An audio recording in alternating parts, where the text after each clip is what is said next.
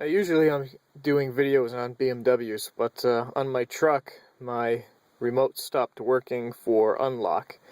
And I know on BMWs, if you're using the door tumbler too much, it can cause the tumbler to fail. Now, I don't know if it's the same for GMC Sierra, but I thought it would be worth buying a new remote so that just for ease of access to the vehicle. I find it actually a little annoying to use the door lock in the door every time. So I ordered it from carandtruckremotes.com, and it came in relatively quickly. And I'm going to go over programming the new remote to the GMC Sierra. Now let me just go over the steps, which obviously you want to make sure you have all of your remotes with you. You want to make sure that all of your doors are closed. You have to insert the key into the ignition, but don't turn the ignition switch. And then you press and hold the door lock switch in the unlock position, and that's going to be on the driver's door. And then you're going to switch the ignition on, off, and then on, off, and then release the door switch. And then at that point, it should give me, it should lock the doors. The system should now lock and unlock the vehicle. Yep, indicating programming mode is activated. So the next step after that is to press and hold the lock and unlock button on the first remote for 15 seconds. The system should lock and then unlock, indicating that it's been programmed correctly. And then you have to do the same procedure for each remote to a maximum of 4. Now I'm only going to do 1 because that's all I really need right now.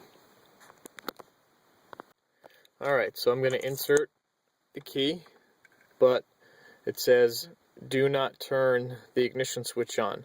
I need to press and hold the door lock switch in the unlock position, and then at the same time switch the ignition on, off, on, off. I'm probably going to have to juggle this to get this to work.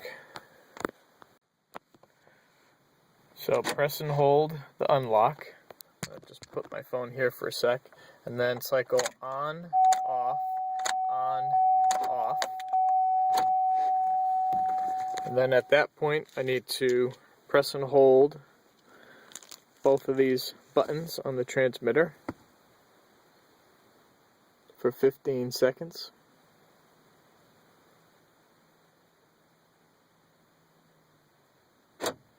Yep, it just locked and unlocked.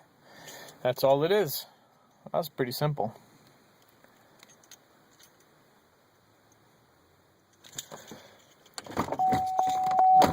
Now let's see if it works. Take the key out. Of course, it's not actually working right now. That's kind of interesting, considering it gave me the lock and unlock signal like it was working.